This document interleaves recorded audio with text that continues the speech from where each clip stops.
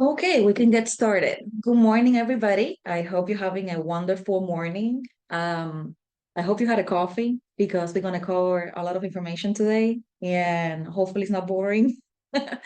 Um, just an I put a lot of information on the slides, and I know that when you do a presentation, you're not supposed to do that. But the reason I did this is because you know that I always send you the PowerPoint after each class, and I want you guys to be able to go back and reference this information because this is not something that, you know, we're going to talk about today and you're going to become proficient all of the sudden. You're going to have to review this information. So I try to put as much as possible and create like cheat sheets and like put all the concepts there so you can go back to the PowerPoint and review all the material again. So the slides are going to be full of information. So I apologize for that in advance, but again, it's for you guys to go back and actually review it in the future. So let me go ahead and share my screen. Now, I want to remind you that if you missed a class, you can go back and watch the recording and the PowerPoint. I send it at the end of every class. If for some reason you don't get it, please reach out to me and I'll send it to you again. Okie dokie. Let me know if you see it. Yes. Yes. Okay. Okay. You still see it? Okay, great. Just give me a second. Because I'm still admitting people. Okay. So this is week 4. Whoa, we've made some progress. And today we are going to be covering leadership styles, paradigms, and worldviews. Now, we already introduced these concepts in the first class, but in the first class, it was more about the theory and the concept. Today, we're going to go more into detail on the how to do it. I'm getting a lot of questions. And I remember on the first class, I got a lot of questions, like how do I know that this person is, has this style? How do I find out? What kind of questions can I ask? How do I influence? How do I motivate? How do I communicate with this person? So this is what this lesson is all about. It's the how to, is the actual mechanics of how to do it. So some things are going to be a little bit repetitive because I want to make sure that we understand those concepts. But we're going to get deep into how we're going to do this. So the essence of leadership credibility, and again, we talked about this before. Credibility hinges on competence, what leaders do, and resonance, how leaders align with followers. Leadership is subjective. We talked about leadership being in the eyes of the beholder. So again, in order to have competence, um, you know, you have, as a leader, you need to have competence. So you need to do the activities that leaders are supposed to do, but you also have to have resonance. And that's where you align with the followers' mindset or worldview.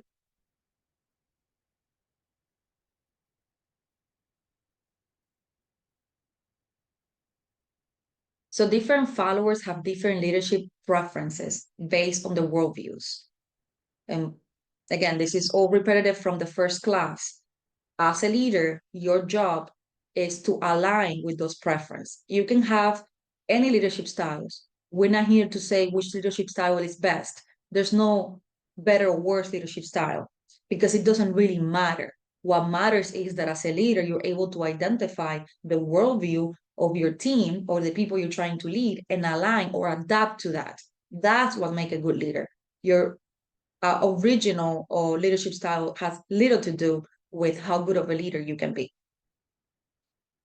Now, the effectiveness of a leadership style is contingent on its resonance with the follower's mindset.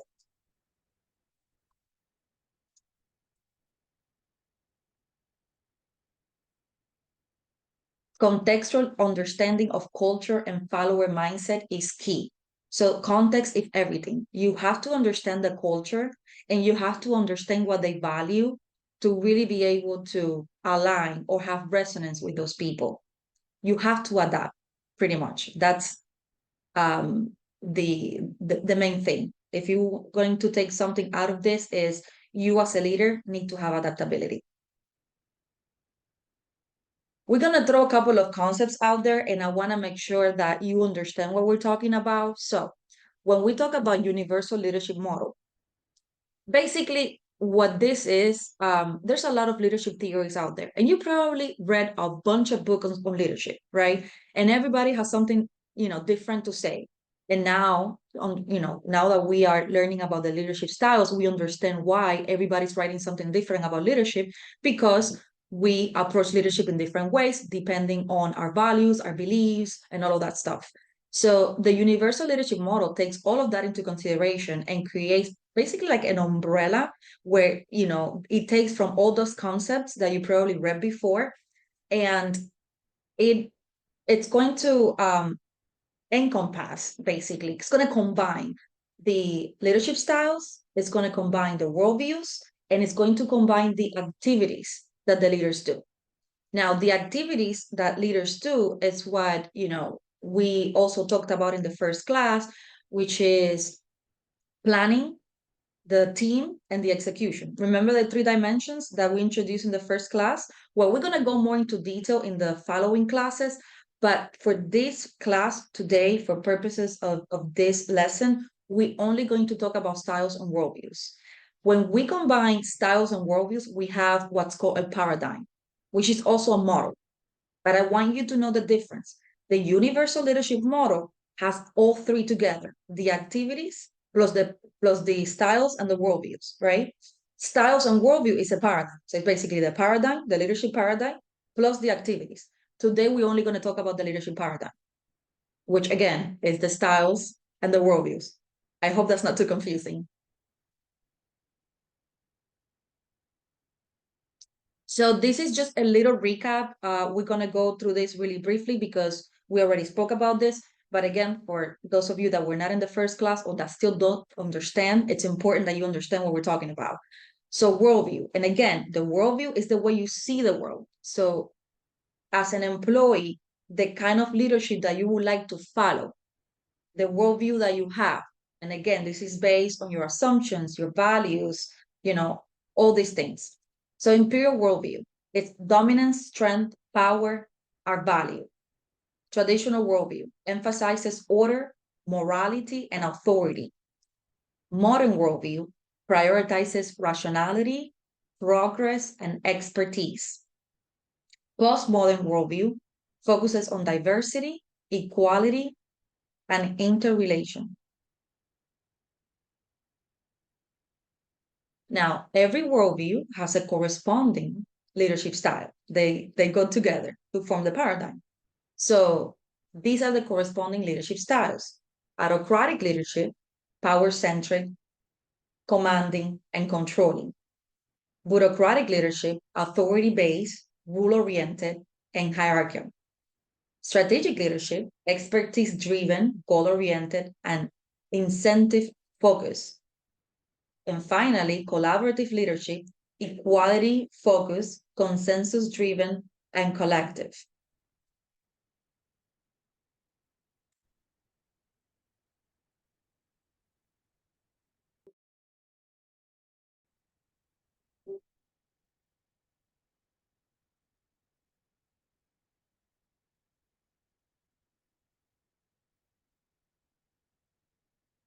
Can you guys still see my screen?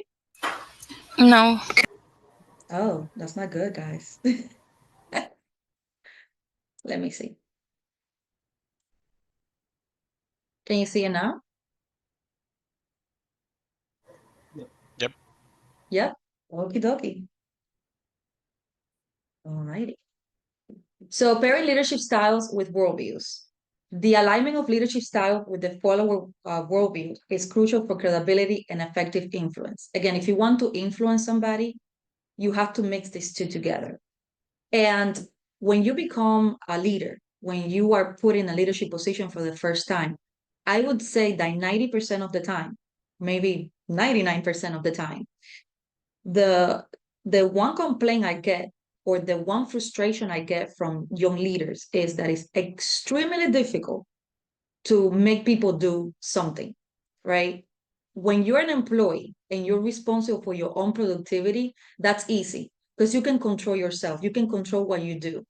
But whenever you have to influence other people, it is extremely difficult. And when you pair the leadership styles and you align that with the worldviews, that's how you do it.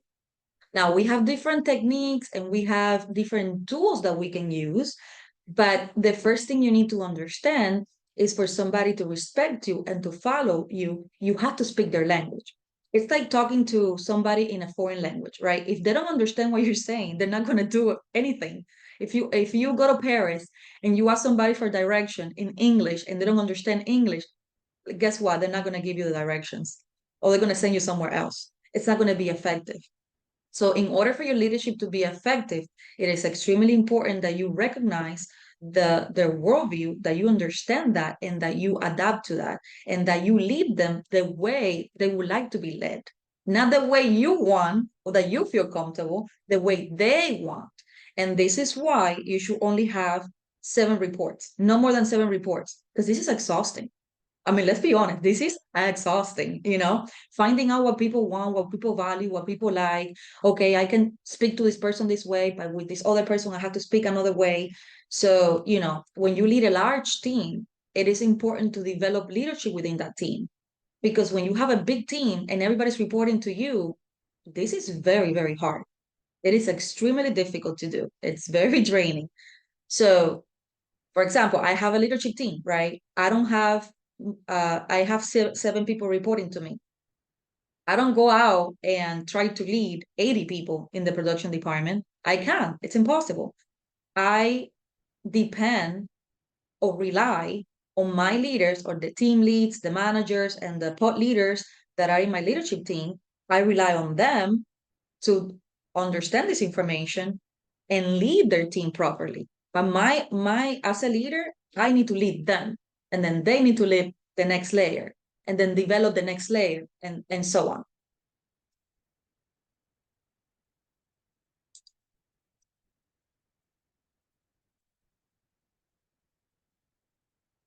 Okay, so just a little recap of what we just spoke about: the universal leadership model components. So, leadership styles, how leaders approach the responsibility; follower worldviews, the mindset determining follower preference; and leadership activities, the actions leaders take to fulfill their role.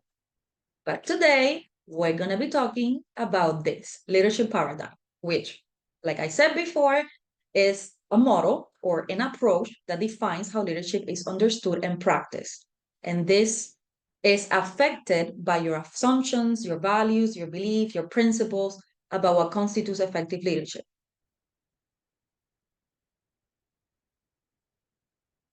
Okay, and again, this is a lot of information. So, the modern paradigm. So as we go through this, and again, you can go back to this information once I said the PowerPoint, but I want you to listen to keywords so you can recognize your leadership style and the worldview of the people around you.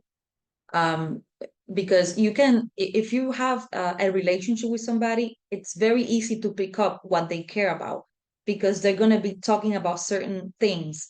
And this is, and as we go through this, it's, you're going to see it. So, for example, the modern paradigm. The core values of the modern paradigms are achievement, success, status, progress, winning. Primary concerns: being at the top of their game, achieving strategic goals, personal autonomy. Their goals and desires: getting ahead, living the good life, advancing, receiving recognition, winning. Leadership style: strategic leadership, which involved using language of achievement and success to inspire a competitive edge. How do you communicate with these people? Appeal to logic and reason, emphasize a person's status as a member of an elite group. If you really know me, you can see that all of this literally describes me. When I speak, these are the words that I use. And this is something that I do because, unconscious. It's just my natural leadership style, right? This is my paradigm. is the motor.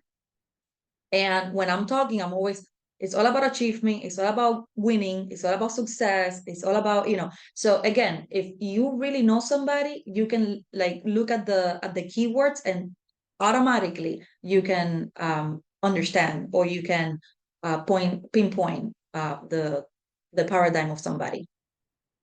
Now, postmodern paradigm. And I put it in this order because the modern is the most used paradigm, and then the postmodern is the second most used. That's why I put it in this order. So the postmodern paradigm, the core values are inclusivity, equality, personal growth, connection, making a difference. The primary concerns are equality, inclusivity, making a difference, harmonious relationship, fostering fairness. The goals and desires are, being self-aware, building an inclusive community, promoting human rights, having peace of mind. These are the people that want work-life balance. There's nothing wrong with that, by the way, It's only when you don't value that you think that's weird. But if you really value work-life balance, maybe you're a little postmodern. Leadership styles.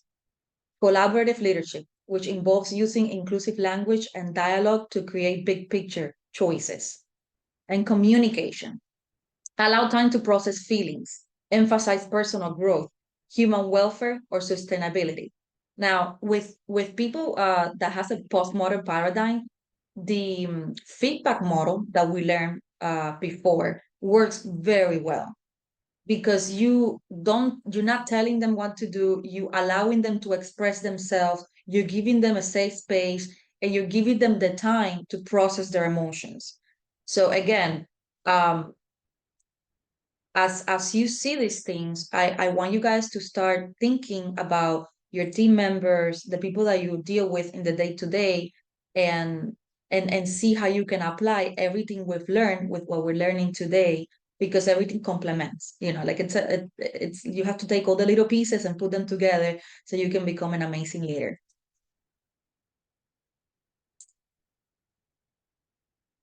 All right, so traditional paradigm.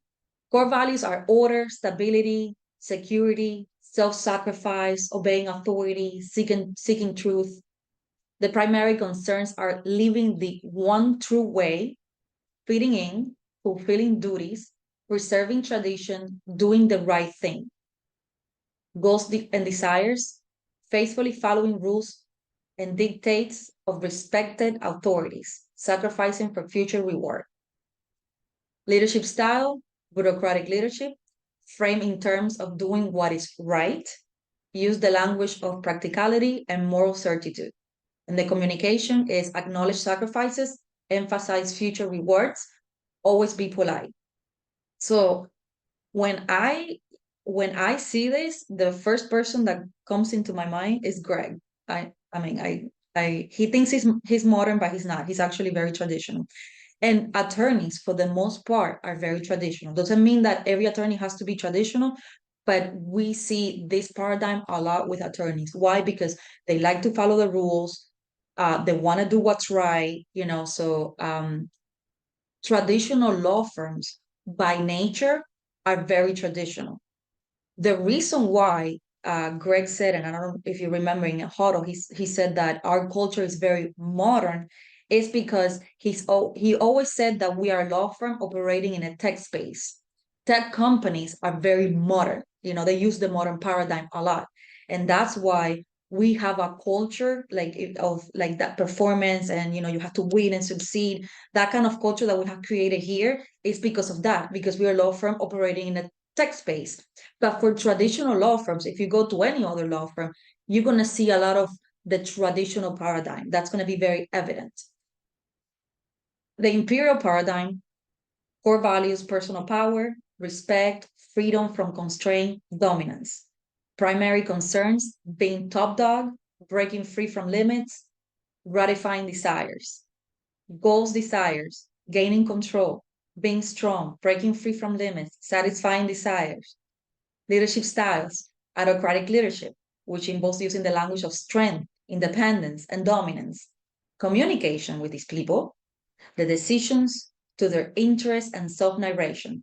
and not concerned about need for long-term planning or abstract thinking.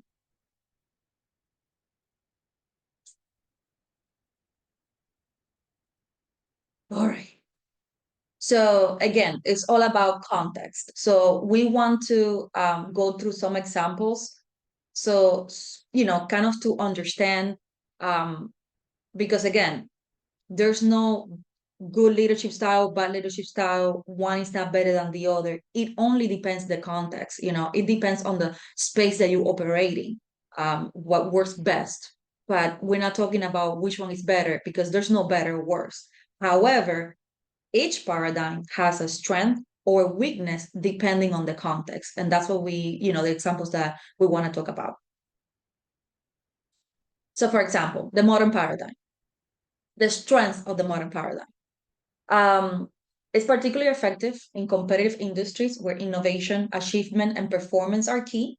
It drives high achievement and is suited for organizations with clear hierarchies and goal-oriented teams, such as sales or technology companies. Again, remember what I just said, that this is a law firm, operating in a tech space.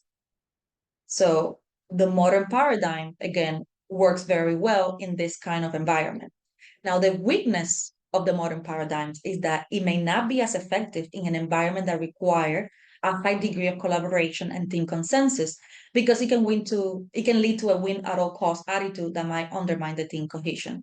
So because everybody's so competitive, everybody wants to win, there's not always that harmonious team environment that we would like. And that's why we see a lot of silo when we have this kind of paradigm uh, strong within a culture. So let's just be aware of this, the good and the bad. Now, the postmodern paradigm, the strength is that this style can excel in organizations that value diversity, such as nonprofits or educational institutions. It fosters an inclusive atmosphere that can lead to innovation solutions due to the variety of perspectives considered. So, a lot of ideas, a lot of collaboration, let's get this done, we all the same, every voice counts, every voice is equally important, nobody's better than anybody, that's pretty much what it is. However, the weakness of this paradigm is that in situations where quick decision making is crucial, this consensus driven approach may be a drawback, as it could slow down processes and may not be decisive enough. So, with this paradigm, you're going to have a lot of amazing ideas. Brainstorming, they're great at that. But when it comes to implementation and doing things quick, that's where you can see, this paradigm being weak.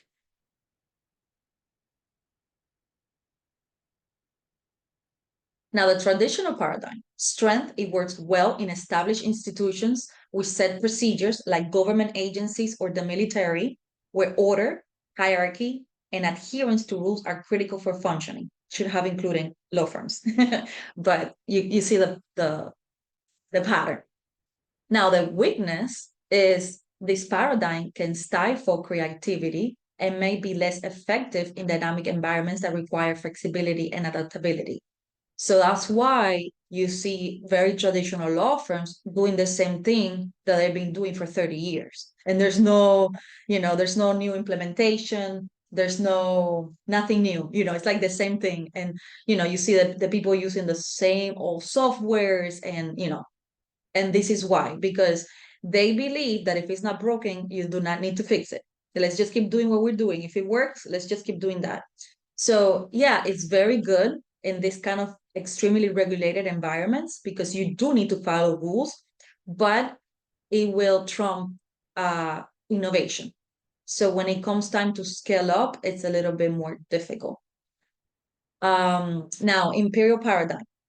Strength, autocratic leadership can be effective in crisis situations where rapid, decisive action is needed, such as in an emergency response scenarios. It can also work well when the leader is the most knowledgeable person in the room and speed is essential. Now, the weakness is that over time, this style can lead to disempowerment and demotivation of team members. And this does not foster input or initiative from others. It might lead to high turnover or lack of innovation. Now, I'm sure you'll remember what happened in March of this year with the law change when Greg went imperial and all of us and said, get to the office on the weekend and this is what we're going to do and this is how we're going to do it. And everybody shut up and just do it. It worked very well, you know. It actually, we were able to get it done. But this is the imperial paradigm works well in those moments, times of crisis. But when this is the paradigm that you always use, it's not effective to use long term because unless you are leading people with that mindset, people are not going to be happy, and there's going to be a lot of turnover.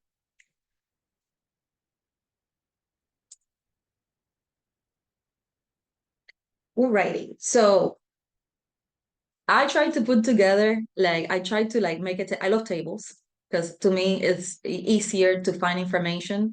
So I try to put together a table that can show you guys kind of like a quick reference of, what to do and how to do it.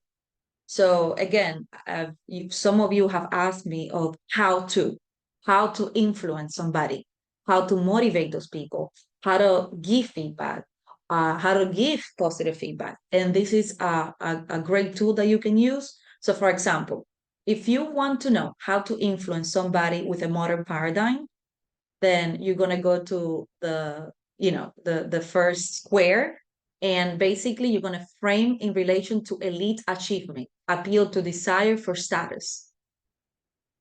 To influence a postmodern, you're going to approach as an equal and at the same time acknowledge their perspectives and feelings. If you want to influence traditional, you're going to refer to authority and tradition, be tactful and polite. And if you want to influence an imperial paradigm person, remain respectful but assert your alpha status, connect to their personal gain or avoid pain. And same thing to motivate, it tells you how to motivate them.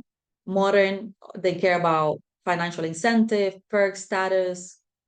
And if you create competition, they thrive with competition. They love to prove that they're the best.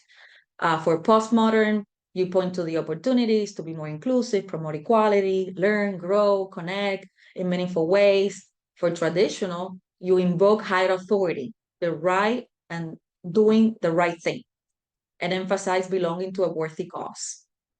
And to motivate an imperial, you're going to offer immediate payoff, challenges, and theirs, tie back to getting respect, clout, and power. And again, for feedback, if you want to give feedback to modern worldview or paradigm, you're going to use logic and reason to frame negative impacts on credibility, status, threat to their success, and negative future financial impact. For postmodern, you're going to frame as your own subjective personal experience. You're going to allow time for them to share their perspectives and feelings.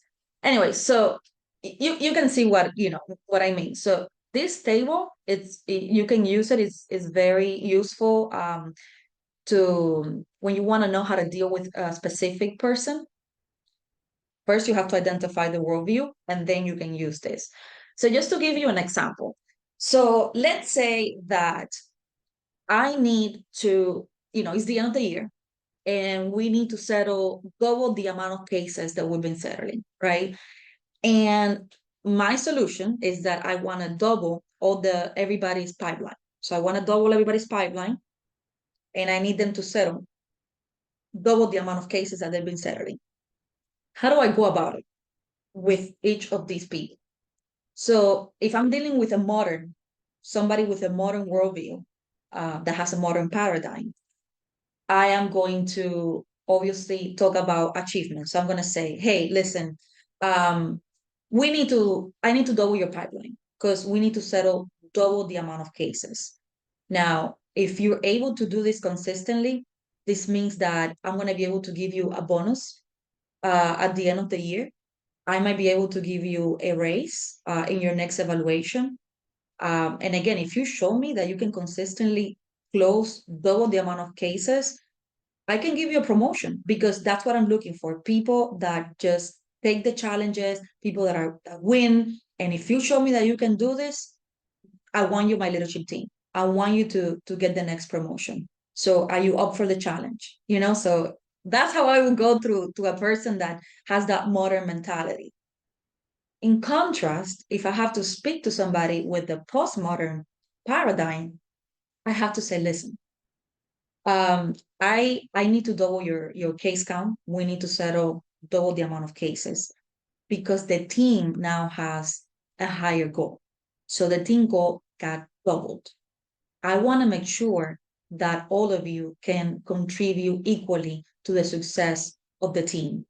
And I don't want anybody to get too stressed. So I don't want to burden somebody with too many cases. So I'm going to equally distribute them among the team to make sure that you can each contribute to the goal. Now, with this, I'll make sure that, there's less stress for you guys. We can all work together to reach the goal. And it's going to be better for the company and for the clients. So you see how I'm not talking about winning. I'm not talking about promotions. I'm not talking about success. I'm talking about, I want the team to make it. It's not about me. It's not about what I want, what the boss wants. It's about what the team needs, what the team wants. Your contribution, it's going to affect the team. Um, this is how we all can be less stressed, have a better work-life balance, I guess. So that's how you approach that situation. For somebody with a traditional mindset, um, you will probably say, listen, I need to double your pipeline. The partners have decided that we're going to do a big push at the end of the year. So they want me to double everybody's pipeline and we need to settle double the amount of cases. You know that one of our core values is service to the clients. And in this time, clients really need their money. And we want to make sure that we do what's right for them, and we need to help them. And by settling this case and giving them the money before the end of the year, we're going to create a big impact on our clients. And at the end of the day, this is our job. We have to do what's best for the client. We have to do what's right, and this is what's right. We want to make sure that we compensate our clients um, the sooner, as soon as possible. So I'm going to double your pipeline. I'm going to require you to, do the double amount of cases. You're probably going to have to work some overtime. I appreciate your sacrifice. I do. But long term, this is going to pay off. That's how you go and talk to a traditional person. They care about what's right, following the rules. It's all about self-sacrifice, and you have to acknowledge that they're self-sacrificing. So whenever you hear those attorneys that work 8 hours a week and they're like checking demands on a Sunday, uh, this is, acknowledge their sacrifice because they're believing they're doing something, they're doing what's right. And they're sacrificing today for future reward and obviously for the company. And finally, for an imperial paradigm, you can approach that person as, listen, I'm the boss and I have decided that I will double your pipeline and I need you to settle twice the amount of cases now at the end of the year. If you do this consistently, you're going to show everybody that you're the best and you're going to get the recognition you deserve.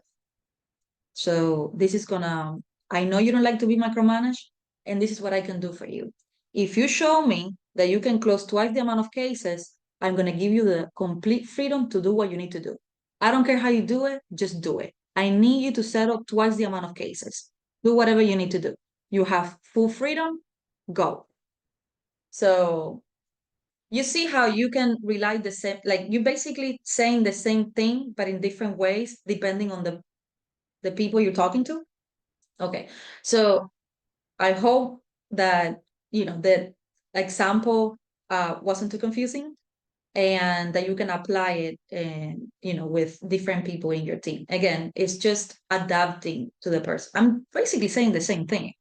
I need to double every case manager's pipeline and I need them to settle twice the amount of cases. But it's not what you say, it's how you say it. And the message, you say it in a different way depending on the audience, basically. All right. And again, this is another cheat sheet that I created for you guys. Another like table. And it describes the paradigm. It talks about the core motivational drivers, the primary concerns, the goals and desires, the leadership styles, and how to communicate. We already went through this, so I'm not going to go through the table. This is what we went through before, but I like to put it like, again, in a table so it's easier to access, less confusing, and you can just pinpoint the information that you need. All right. So again, one of the questions I got in the first class was, what kind of questions can I ask to find out the worldview of an employee? And the my opinion is that the best way is you have to have a relationship with these people. Talking to a person one time is not going to really tell you much, right? You're supposed to have a relationship with your direct reports, know what they care about, know what they value. And you can, pick it up from certain keywords, certain things they say. But if you want to be more specific, I put together some questions that you can ask. So if you suspect, right, that somebody has an autocratic imperial worldview, these are the kind of questions that you can ask. Can you describe a time where you felt a strong leader made a significant difference in a project or the organization? How do you prefer to receive direction on a new task or project? What's your opinion on the statement, in a well functioning team, there should be one person calling the shots? So, those are the questions that you can ask them, right? And we'll go to the answers then after, but I want to give you kind of like an idea of the kind of questions that you can ask. For a bureaucratic traditional worldview, you can ask, how important is it for you to have clear rules and structured processes at work? When faced with a challenge, do you prefer to follow established procedures or create a new path? How do you view the role of tradition and established practices in the workplace? For strategic modern worldview, you can ask, how do you prioritize when you have multiple tasks or goals to achieve? Can you give an example of a time where a data-driven approach helped solve a problem? What role do you think individual achievement and innovation should play in a company's success? And finally, for collaborative postmodern worldview, you can ask, how do you feel about teamwork and collaborative decision making? Can you share an experience where diversity or thought led to a better outcome? In your view, what is the value of consensus in a team environment? Now, let's go to the answers. So these are the possible answers that you might get when you ask these questions. And when you get this type of answers, you can go like, aha, I see what you are. So for example, for autocratic imperial, if you get something like this, it would also, obviously point to the fact that they are autocratic imperial. I believe a strong leader is crucial for setting a clear direction and making quick decisions. I prefer to have direct orders with specific instructions so I know exactly what is expected of me. A single decisive leader often ensures efficiency and clarity, avoiding unnecessary debates. Now, responses for bureaucratic and traditional worldview could be clear rules and protocols give me confidence that I'm doing the right thing and allow for fairness in the workplace. In challenging situations, I think it's safer to stick to tried and tested methods that have been successful in the past. Traditions are important. They've lasted because they work and they create a sense of continuity and security. Now, for strategic modern, you might get answers like, I prioritize tasks based on their potential impact on our goals and use a systemic approach to maximize efficiency. Using data-driven to guide our decisions has always led to more targeted and successful outcomes in my experience. Innovation and personal accomplishment are critical. They drive the company forward and keep us competitive. And then responses for collaborative postmodern, you might get something like, I think collaborative teams that share ideas freely often come up with the most creative solutions. Diverse perspectives have often led to breakthroughs in projects I've been involved with. Building consensus is key. It ensures that our voices are heard and can lead to more sustainable decisions. Again, obviously, it doesn't mean that you're going to get the specific answer, but this is just it's kind of like a guide for you guys to, when you asking the questions, also be aware of the kind of answers that you're looking for to really identify the worldview of your team. And that is it. Let me, okay. Are there any questions?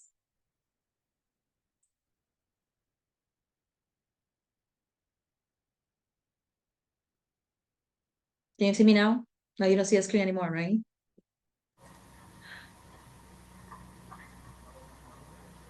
All right, questions. Somebody's sick. I have a question. When you have a group of people and you're trying to motivate them, like, let's say that you know that they are like, they see the world differently. One of them are modern, postmodern, traditional, imperial, whatever. How do you go about that in terms of trying to motivate them all together? Obviously you mentioned that you need to motivate them using different words, etc., etc. But if you're going to do it in a group, is there any way that you will do it, or how will you go about it? So when you are addressing a group of people and you have different styles, you are going to say the same thing in different ways. So for example, my medical management team. So I have a mix of people that are modern and I have a mix of some people that are postmodern, right? And what I do is literally say the same thing, for the moderns, I'm gonna be like, guys, we need to schedule surgeries this month. We have a goal to meet. We have to make sure that we reach this goal.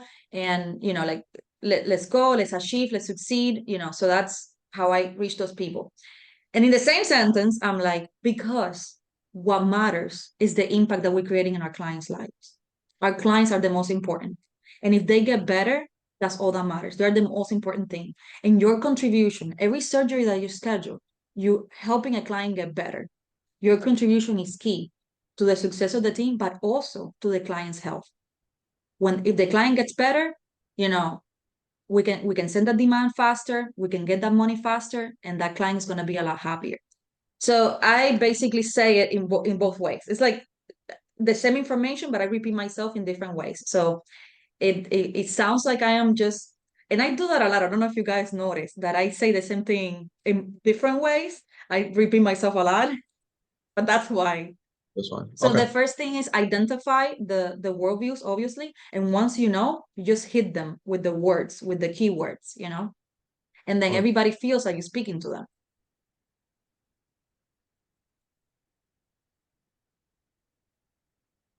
I see people laughing because people from medical management laughing because they know I do this to them. Who else? Who else has a question?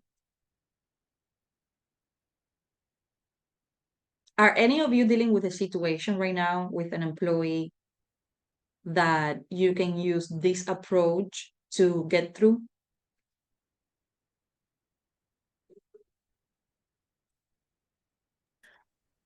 Yes, I mean, I'm very new to having someone to manage someone, so I'm very modern. I'm very, let's win, give me a goal. I want to meet that goal.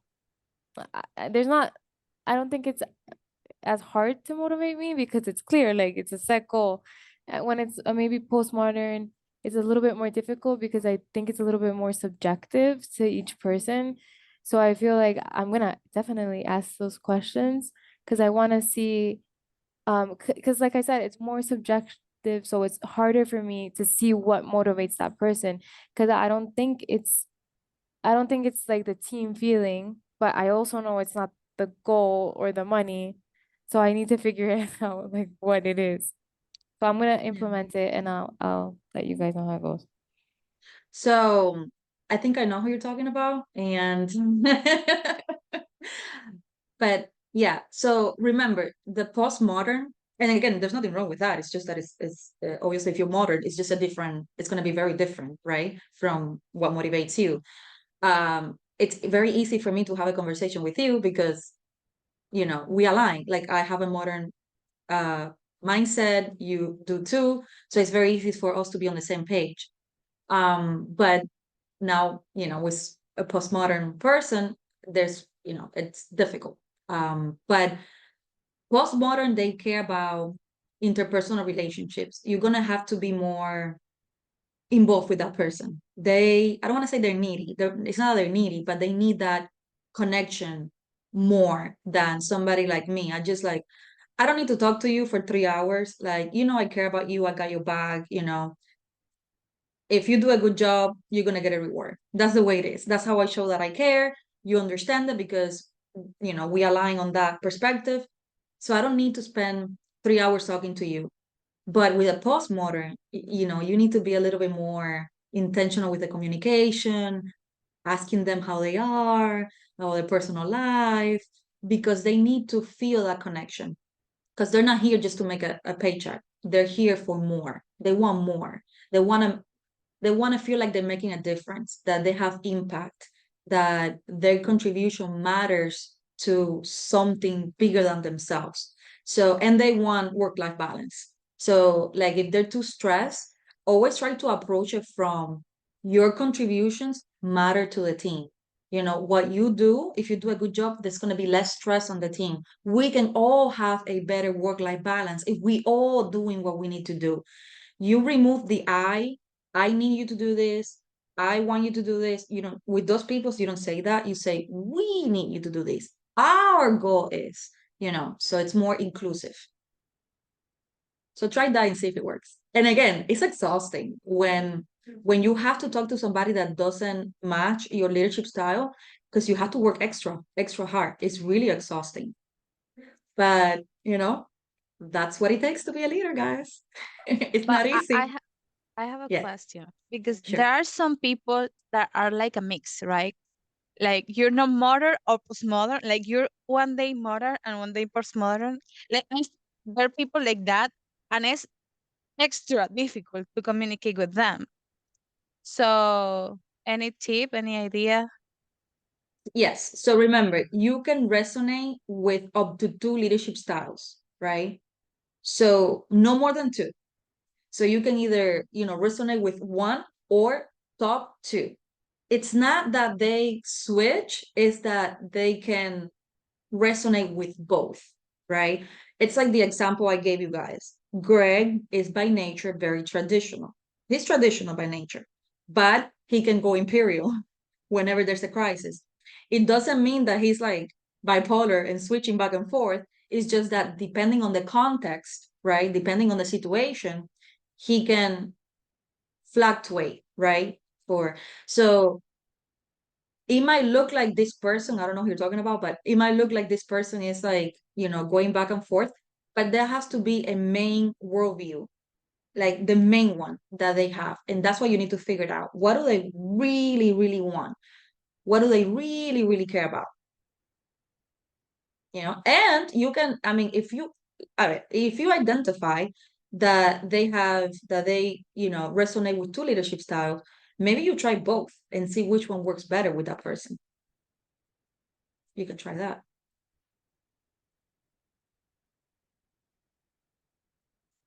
What else? Who else has a question?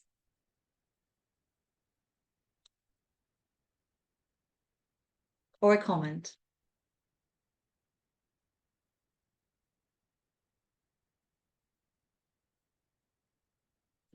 Have all of you been able to identify your own leadership style? Okay. As we go through these things and you listen to certain things, are you able to identify the worldview of the people around you and the leaders around you? It's easy, I like don't to, yes. I don't know if this might be useful for someone, but when I entered the work law group, the things that resonated with me the most were when I saw the huddles and I saw Greg and Honey saying, "This is really impactful," and everything you do counts, everything matters, and And yeah, I felt good for being an important part of society because these clients need my support.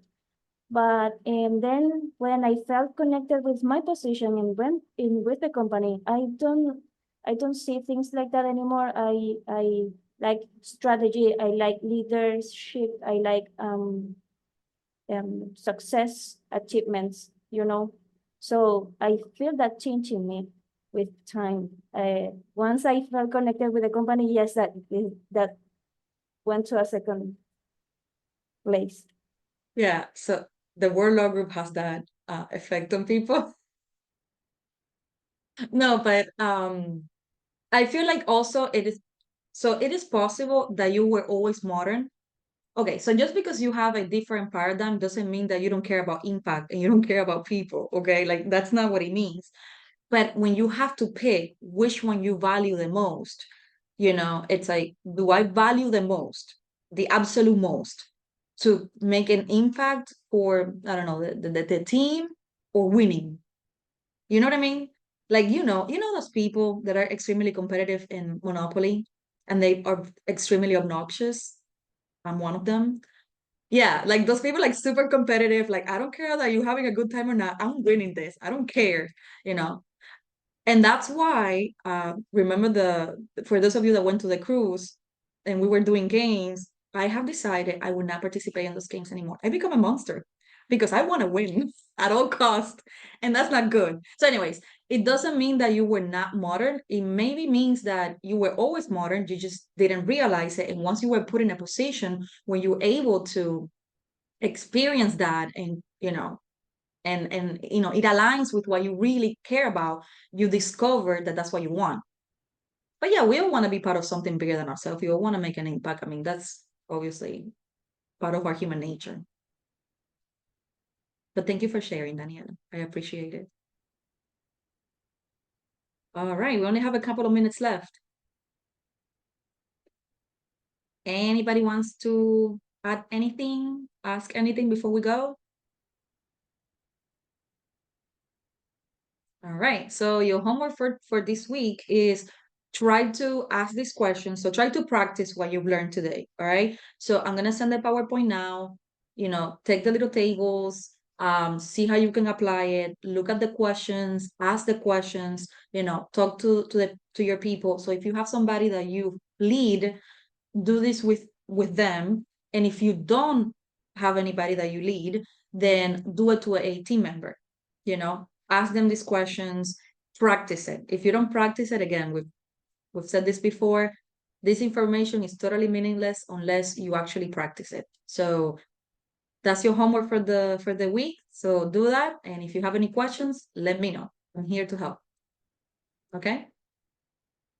Awesome, guys. Thank you so much for connecting. Have a great day. Bye.